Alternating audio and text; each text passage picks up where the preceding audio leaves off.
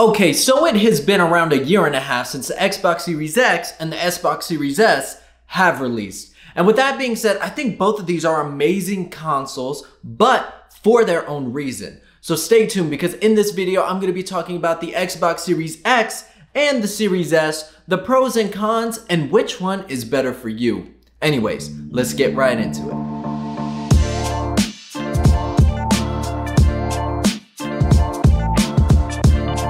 Now, when it comes to these two consoles, they differ a lot. Not only with the price, but when it comes to the graphics, when it comes to the storage, these consoles are very different, and Microsoft did a great job on making them so different that it can go to two different types of consumers. So with that being said, the first thing I want to talk about when it comes to the Xbox Series S and the X is going to be the price. Now, the Xbox Series X starts off at $499. And for $499, that's the same price as the PS5, but this right here can do a lot, especially paired up with Game Pass. The games on this device right here look beautiful, the storage is amazing, and I absolutely love it. Now, if you do want to spend a little bit less, or if you just want a great introduction to the Xbox ecosystem, the Xbox Series S is definitely the way to go. Comes in at $299. If you're looking for a budget console, I highly recommend this one right here. This one I've actually had longer than my Xbox Series X. I've had it since it first came out, and I have nothing but love for this console. Xbox did a really great job, especially if you just want to get into the ecosystem of Xbox and you already have a PS5. This is a great side console, especially paired with Game Pass. Now, for $299, you really are getting a lot. I also love the size of this console right here. I've said it before, this is something you can easily put into your backpack and take it, go play at your friend's house. And it's really light. Now, when it comes to the size of the Xbox Series X, this one is definitely a lot bigger and weighs a lot more. I feel like it weighs like 3 times the size of the Xbox Series S, and it's not gonna be as easy to take with you. So if you do like taking your consoles around, something I highly recommend is the Xbox Series S.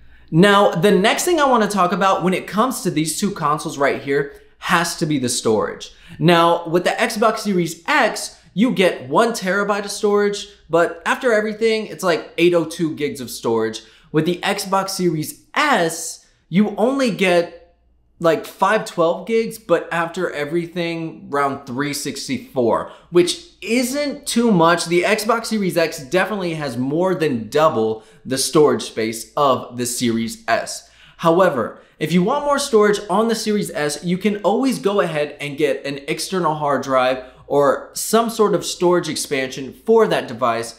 Just depending on which one, they may or may not be able to play the next gen games optimized for the Series S. Yes, I could play games like from the 360, I could play games from the Xbox One directly off of this, but when it comes to those next gen games, you're going to have to transfer them directly off of this to your Xbox Series S. So, I mean, that's kind of a hassle, but if you only like playing 1 or 2 games at a time, the Series S is perfect, especially if you already have a PS5 and you want to be introduced to it. All you need is like Forza Horizon 5, Starfield coming out, so hyped, and Halo, and that'll fit perfectly fine for your Xbox exclusives while you're playing your PS5. Now, if you don't want to get external storage, another option that you could do is Cloud Play that comes with Xbox Game Pass. Now, I've talked about it a lot. If you don't know, Xbox Game Pass is the thing that I think makes the Xbox Series S such a great console. Anyways, you could get Game Pass, you could cloud game, and that would be good, but not all games on Game Pass are eligible for cloud gaming, only specific ones. So it's really a give and take when it comes to the Series S, but like I said, if you don't play too many games or don't mind transferring games, I think the Series S is the perfect option. Now, if you're somebody like me who likes having access to all of the next gen games at my fingertips without having to transfer anything, the Xbox Series X is the way to go. And if you still do need expandable storage, you can get the storage expansion card for the Series X, which I personally think makes a lot more sense, because depending on the price, it could be the same price, even more than the Series S, and I can't justify paying more for memory than I can on a console. I don't know. Now, another main difference between the Xbox Series X and the Xbox Series S, obviously, is the disk drive.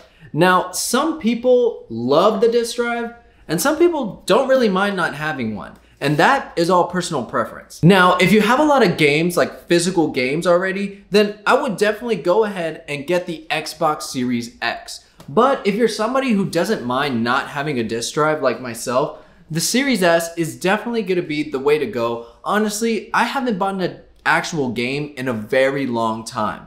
There could be an argument said that some physical games are cheaper than digital games, but if you have Game Pass, you could just download whatever games are on there, or just wait for the super sales to happen, because a lot of sales do happen in the Microsoft Store. But personally, I don't think it's that big of a difference. I haven't bought a physical game in a very long time. I have been buying digital games ever since I've had my PlayStation that had a disc drive. Anyways, like I said, definitely personal preference. That is something that is up to you. Now, the next thing I want to talk about when it comes to these two consoles has to be the display and the picture quality, frames per second, how smooth it is. Look, I've had the Xbox Series S for a long time, and I love the picture quality. Moving from the Xbox One to the Xbox Series S, there was a big difference. But moving from the Xbox Series S to the Xbox Series X, there's even a bigger difference. Now, not too much, but you can tell that on the Series X, everything does look a lot sharper, and I don't know, something about it just looks more real life compared to the Xbox Series S. Like I said, the Series S still looks pretty next gen. The picture quality is good. The images are just a little less sharper compared to the X, but something about the X just makes the picture look so damn good. Now, when it comes to the picture quality, I highly recommend the Xbox Series X for this reason, especially if you have a 4K TV that runs at 120 frames per second. Mine does not, mine runs at 60, but if your monitor or TV runs at 120, that's something else that you are going to love with the Xbox Series X, especially when it comes to the games. Now, most games are optimized for the Xbox Series X and the S. However, there is a frame difference, and there is a difference when it comes to how visually appealing it is. However, some games that are optimized for the Xbox Series S run only at 1440p. They can upscale 4K, but when it comes to the Series X, pretty much all games that are optimized for it are going to be 4K, and the picture just looks beautiful. So that is it for the comparison when it comes to the Xbox Series X and the Xbox Series S.